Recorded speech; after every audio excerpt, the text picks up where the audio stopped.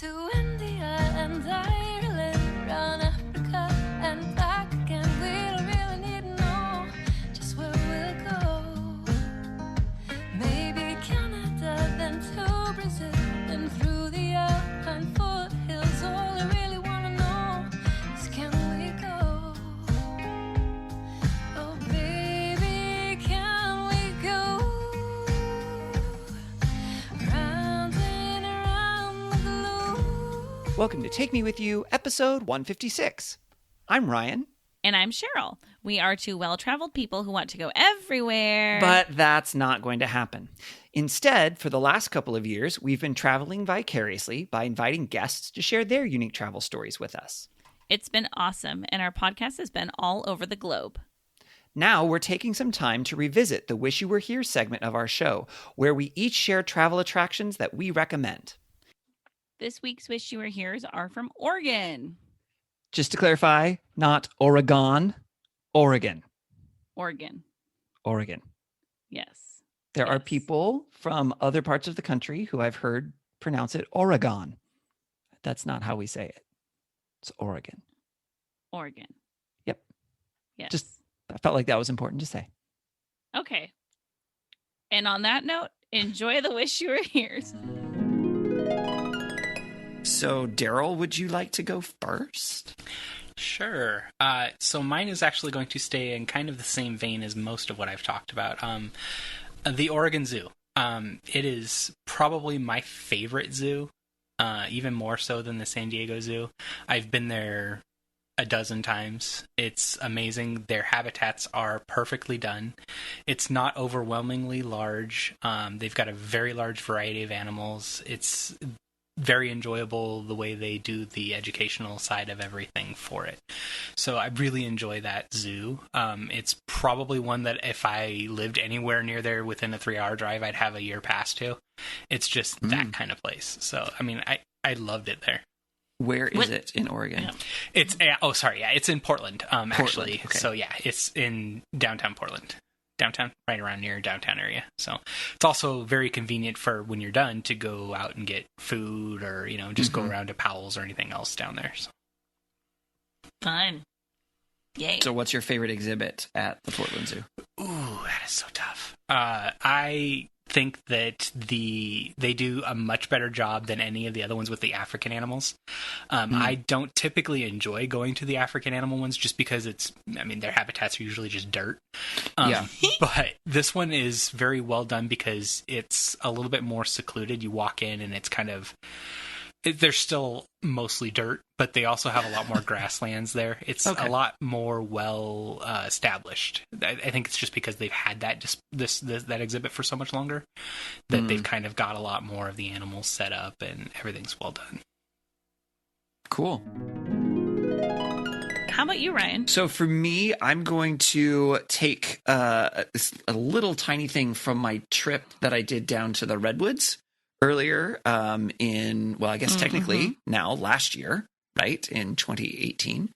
And so it was, so we're driving down, since in Oregon, so driving down Highway 101, and we were rounding this corner in a little town called Port Orford, Orford. It sounds like you're mispronouncing It does. or something. That's why I spelled it. And it turns, and then as you're turning, there's a road that has a hill that goes up. So if you were to go straight, it goes up.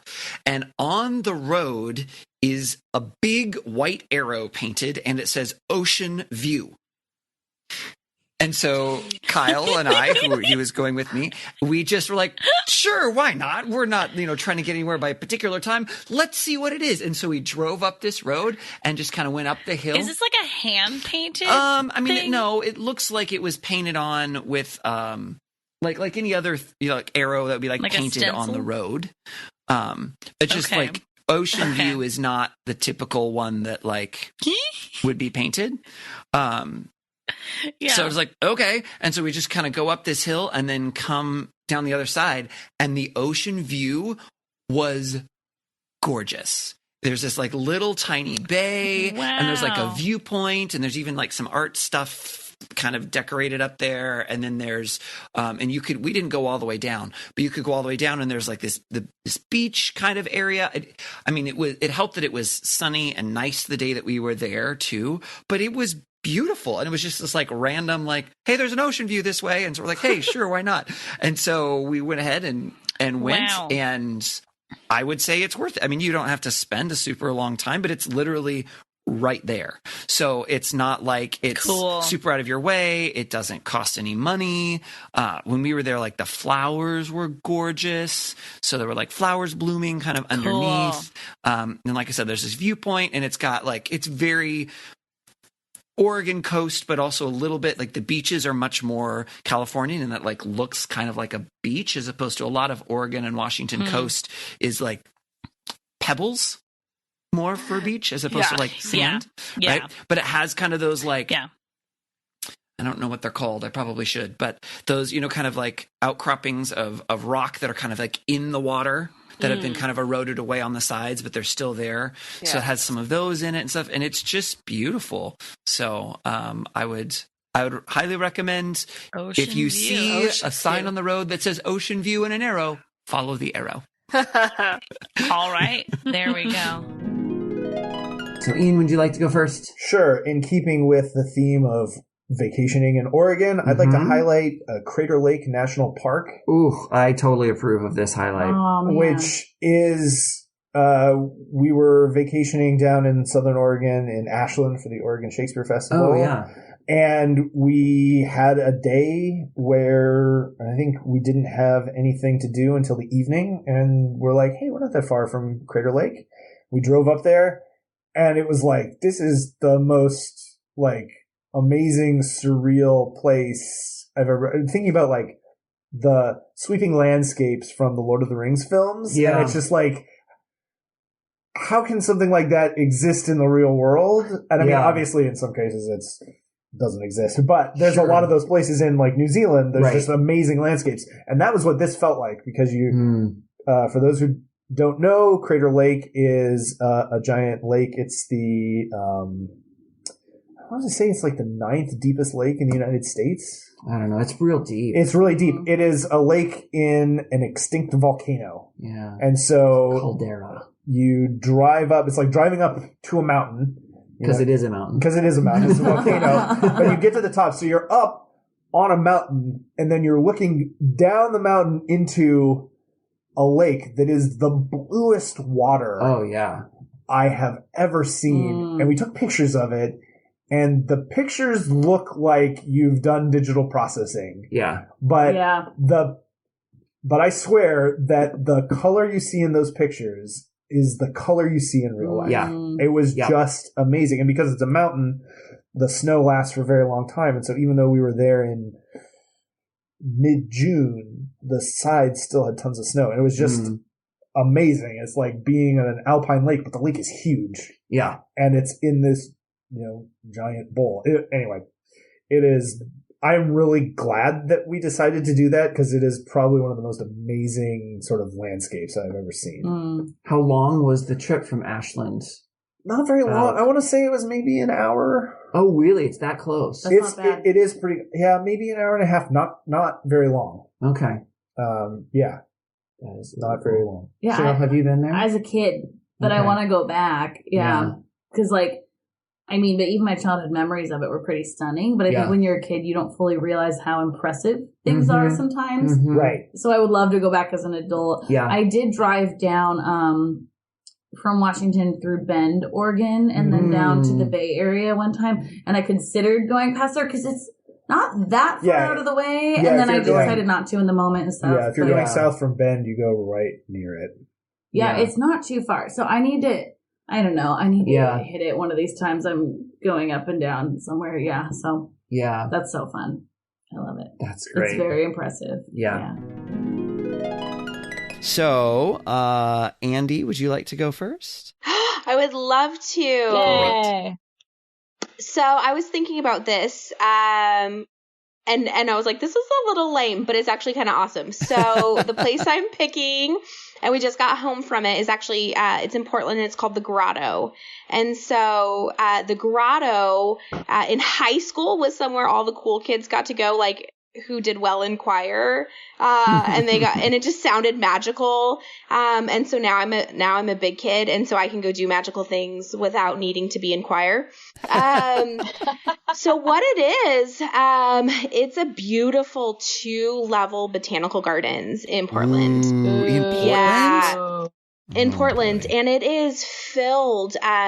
So it's actually centered around a chapel. It's a monastery, and so so it's a Catholic monastery, and it was especially profound. So we were in Portland because we were doing a day-long adoption training. So we are participating in an open infant adoption. And so we were doing training with our adoption agency and just spent the day just filled with information and needed some time and space to process. So my husband and I went straight from our adoption training to the Grotto. And so we went and we started walking around, and there was all this like Mary, the mother of Jesus imagery, and these statues, limestone statues.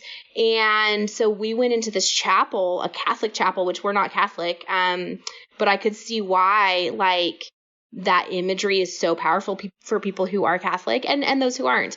And so we spent some time talking and praying for our birth family that will choose us and our adoptive kiddo in the sanctuary of Mary. And there's this beautiful, beautiful fresco of Mary getting a crown from God and from Jesus. And it just says, "Behold your mother." And it was stunning. And then the upper gardens, you take this elevator, and there's these little, I guess they're kind of like shrines, but they're architecturally appropriate for different countries. And so there was a Taiwanese shrine, and there was one from Mexico, and it was their patron saints. And there were little shrines to their patron saints. And it was just stunning, so serene. And they really make it open to people of all faiths or no faith. And so I think because that invitation was there, people were really respectful of, like, the more contemplative nature of that place. And it, gorgeous, gorgeous, gorgeous. Outside amphitheater, and admission. So you can do the bottom level for free. And then the upper gardens, I think it was like $7. Nice. For each of us. Yeah.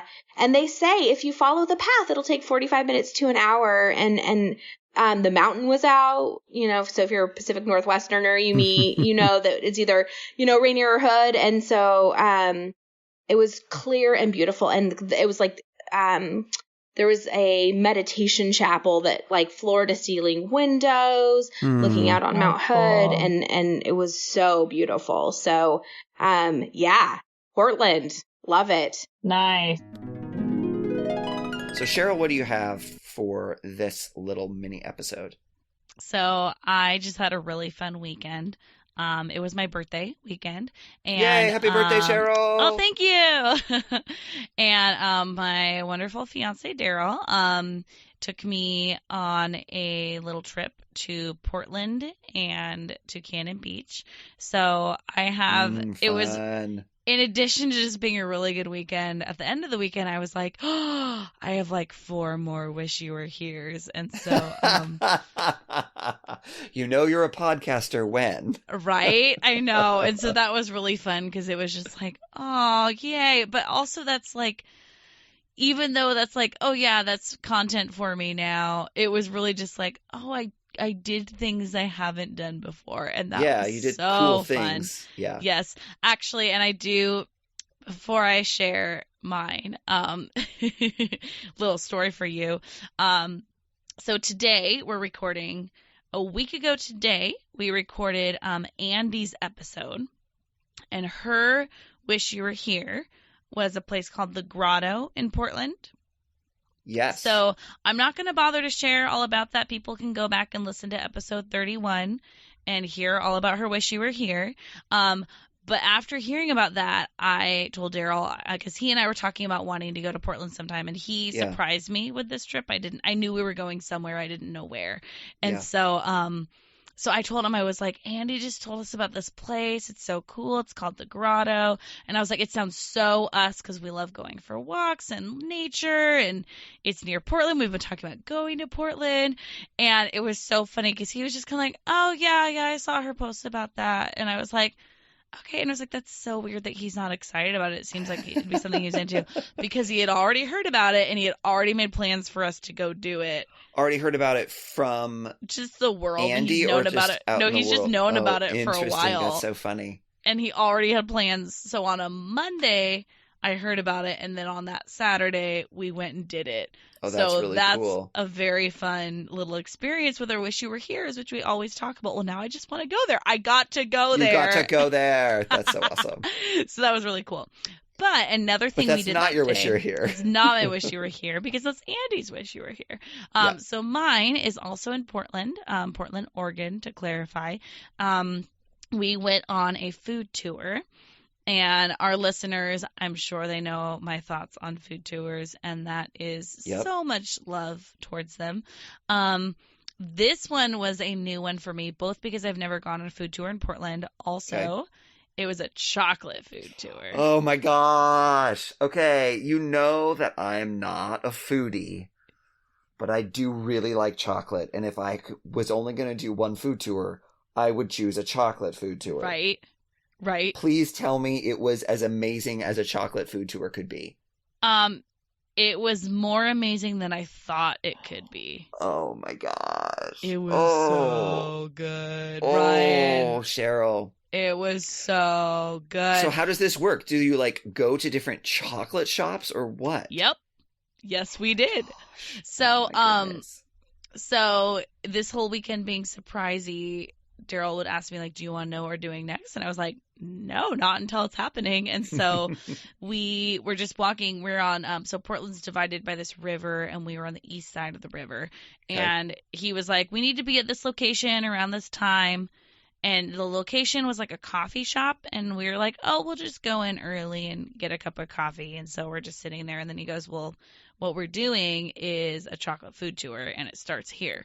And so the first place we were at is a place called Cup and Bar.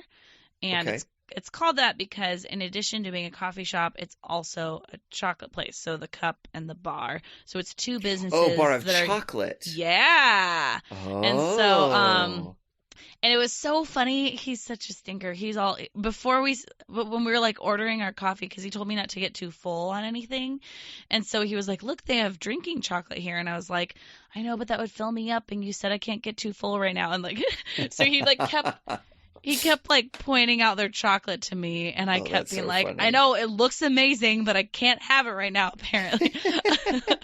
And so, so what was so fun is then he told me, we got to go on the streetcar for it. And so it's a little light rail that they have, but it's super easy to use, really fun, and just on a street level, hence streetcar. And so it was 4 locations. And I've mentioned how food tours are small before. Mm-hmm. This one was so small that it was just us.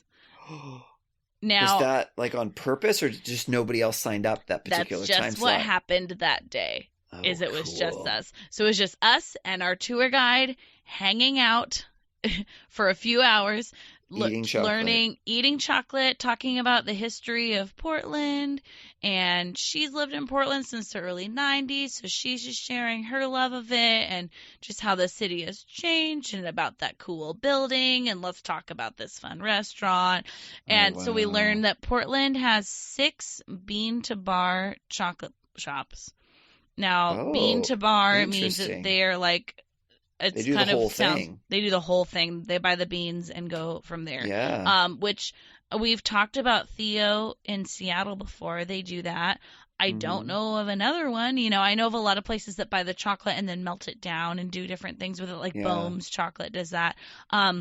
But bean to bar is pretty impressive. And to have 6 of them, I didn't realize that Portland had that much chocolate going on. So it was a really fun place to go for that. So, but the first place, this cup and bar place, we got this item that I just need people to get even if they're not on a chocolate food tour. It's called campfire toast. It is a thick piece of bread that's been toasted with melted chocolate hazelnut spread on top of it. Ooh. With chunks like a of Nutella chocolate. type of thing? Yeah, kind of like, but it's like their homemade, house-made Nutella. Yeah. Chunks of chocolate, toasted hazelnuts, and toasted mini marshmallows. Wow. And it was like warm and goopy in the best way possible and like thick and and the bread made it hearty. So it was really fun that they started the chocolate tour with like a good piece of bread. It was from like a local bakery. I mean, just it was delightful. So that was good. Awesome. And then we went to 2 chocolate places where we got to try. Oh, the next chocolate place we went to, we got to try drinking chocolate, and then she got us some like sipping chocolate. It's really thick. And then some truffles we got to have there as well. And it was a place that has samples of all of their bars. So she was like, have at it. And so we tried a bunch of samples. And then I ended up buying 2 bars just because I was like, this is amazing. There were some really unique... That's why they let you try the samples. Well, I mean, yeah. So they were successful. And it was like a family that had owned that one and was like running it and like goes down to meet the farmers in South America, and like they were the ones selling us the chocolate on that day. And I mean, so that it was like very much like this is their thing. And then the next place we went to is a place that buys lots of chocolate from different makers, but a lot of them are local, and a lot of them like do the whole process and everything and take a lot of pride in their work. And we got to do a tasting of 6 different brands of chocolates there, and talk about like tasting notes and all of those fun things. And then the final stop was at the Benson Hotel in Portland, which Benson. I had never heard of it. No, I haven't either. I'm totally making that up right now. Well, yeah. Sounds like Bunsen Honeydew, like Beaker and Bunsen. Oh, I wish they were there. And so it was just one of those hotels that you're like, this is so fancy and really old and like solid walnut walls. I mean, just like super fancy place. Did you get to eat the walnut walls as a part of the chocolate bar? But I learned that the wood that the walls were made of is now an extinct type of tree, so I had some mixed thoughts on that. Oh boy. Yeah. But anyway, it was still cool. It's like a super fancy hotel, but she was like, the cool thing is anybody can come in the lounge and just like order a drink. And so we got to go in there, and in all of these spots, the cool thing with the food tour is all these spots, they're ready for you when you arrive. Yeah. So they were ready for us, and she said they just make up whatever they want to, but it's always some sort of a chocolate cocktail. And so some sort of chocolate liqueur or vodka or something with chocolatey in it. And so it was like this wonderful desserty drink that had like chocolate, and it was so very fun. But we got to sit in this like super fancy hotel lounge while we drank it, and that was really fun. And she talked about during the tour, she talked about the whole process of how chocolate's made and the farming and all of those things, and it was really fun. So yeah, it was the Eat Adventures food tours, and they have some other ones too, and this was called the Streetcar Tour, a Chocolate City tour. All right, Cheryl, what's your wish you were here? Mine is Hug Point in Oregon. It is a... How adorable. Hug Point. You're required to hug somebody there. No, that'd be creepy. It just got creepy. It is a state recreation area, but it's cool because it's just barely south of Cannon Beach, Oregon, which... we know and love, and actually we had Ian on a little while ago, and he talked about Cannon Beach next to Seaside. Yeah. But I just went there for the first time a few weeks ago, and I would say go there above going to the beach at Cannon Beach. Actually, it's probably just a couple miles south. It's really close. But still has the really fun tide pools and everything, but it's less crowded, which is fun. And bonus. there's not the little town along there. There's just like trees and a cool cliff as you're walking along the beach there. There are points where there's just like 1 ton of barnacles. Oh my gosh, just like this wall is just covered in barnacles. There's points where like the rocks are just covered in the sea anemones. And I know it was really fun. I stuck my finger in one too, and that was really fun. I know I'm sorry, but I'm not sorry. So I wanted a hug at Hug Point, and it gave me a hug. It was very sweet. I feel like that's what that is. I definitely feel like said, that's its way of saying, leave me alone, you're scary. I definitely said to Daryl, I want to lay in a sea anemone that's as big as me so it can wrap me in its weird tentacle things. And he gave me the face that Ryan's giving me now. I don't want to be stung. I just think I really like the feeling. It's really cool. Of being stung. No. And then at certain points of the year, there's a little waterfall there as well. So we were there in May, and it's not a big waterfall. It's probably like 8 or 9 feet tall. It's really short, but it's just a little runoff. But it's so pretty along this like beach rock.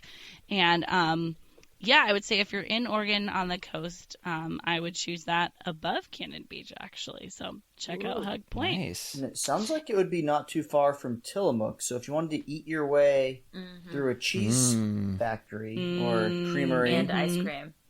Yeah, we went there There and we had go. all the ice cream and all the cheese samples one afternoon. Yes. Oh, man. I still have not gone to Tillamook. Ryan has. God. Wait, you've never been, Cheryl? Cheryl, sacrilege. Right after you get your global entry, go Stop there. sticking these anemones and stick your spoon in some chocolate peanut butter swirl.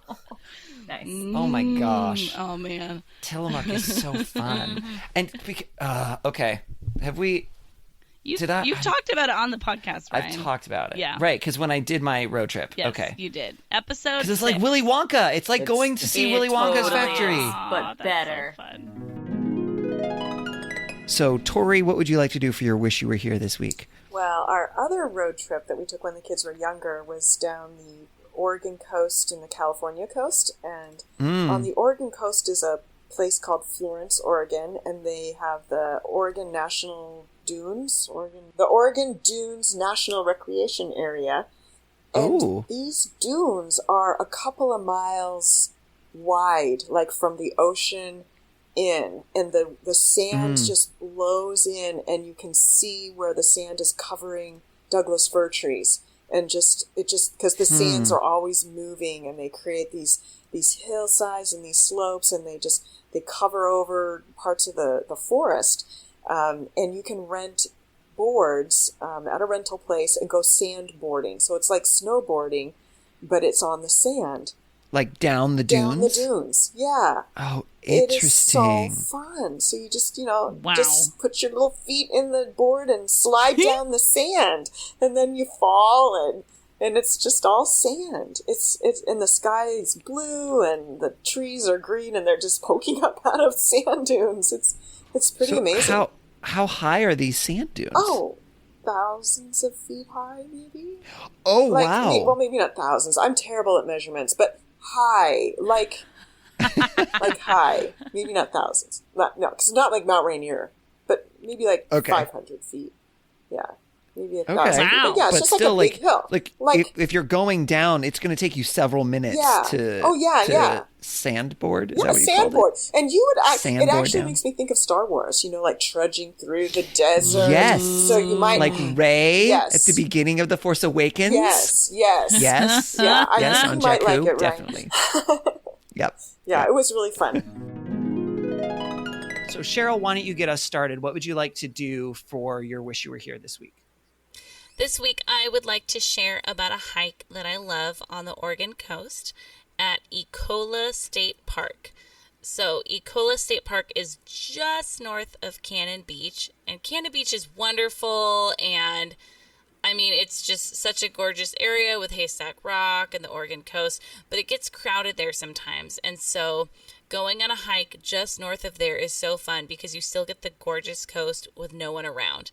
And you still get some really good views of Haystack Rock actually as well. So it's really fun. It kind of dips in and out of view of the ocean, but It's a great hike and so green and lush and beautiful there. So that's my wish you were here for this week.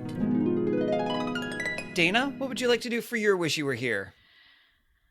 Oh, well, before I loved ghost towns, I liked just random attractions of sorts. And I actually had one that I had wanted to go to for like 10 years. And it's located in Oregon, and it's called the Oregon Vortex. And it is this old it's kind of an abandoned town, but also mostly a strange place where there is like magnetics or something that's all weird at the place. And when you go, they'll have you stand across from someone by 6 feet against a pole, and then you'll swap places and you change heights. And then they'll stand a broom up on its end, even though the floor looks tilted. And they'll do all this kind of stuff. And the part that was the coolest, and again, I had seen this like on the Discovery Channel, and then like 10 years later, got to actually go.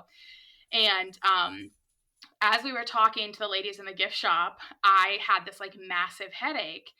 And I was like, I think I need to eat something or drink something. I don't know. I just don't feel good. And the women mentioned that people there get a lot of headaches sometimes. And I was like, okay, sure. And we got in the car and we started driving down the road. And within 2 minutes, my headache was gone, like completely gone.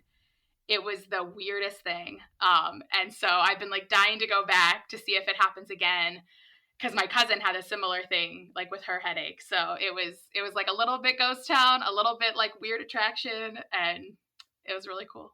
That's fun. I just feel like maybe you had a headache because, like, if there's all these things messing with your eyes, then it might just be like a vision-related headache. And that would make sense if a lot of people had that. That could be. You know, I'm a believer, though, that it's something, like, totally different. So, but yeah. I bought in full scale. Clearly it's aliens. Yes, aliens.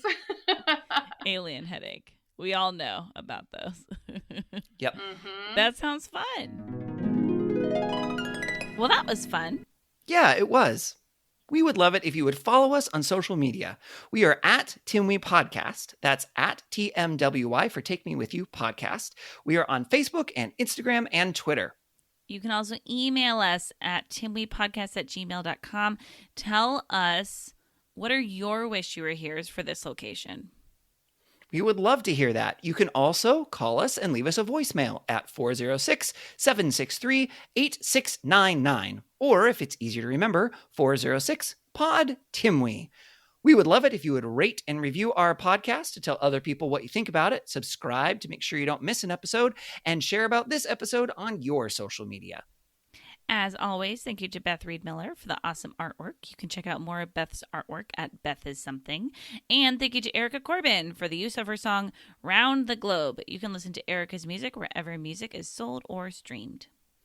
That's all we have for this episode. So until next time, remember to take me with you. Take me with you.